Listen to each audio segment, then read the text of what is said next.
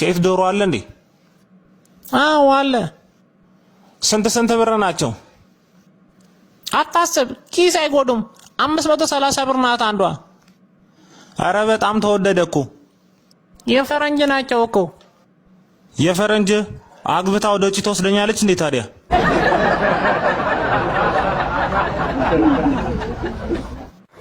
አንተ አህያ አህያ ነኝ። ድብን ያልኩ አህያ ወደላ አህያ ነኝ። እኔ ያገባሁት ማለት ነው? አዎ አህያ ነው ያገባሽው። ምን ለማለት ፈልገህ ነው? እባክህ አህያ ባልሆን ኖሮ አንቺን አገባ ነበረ። አቤት። የልጅነት ህልም ግን ምን ነበር? የልጅነት ህልሜ ያው ድሆችን መርዳት ነበረ። እና አንተ ተሳካልህ? እግዚአብሔር ይመስገን ድሆችን ተቀላቅያለሁ። ስም ማን ነው የሚባል? አቢ ስም ማን ነው? አዱኛው። አዱኛው ማን? አዱኛው።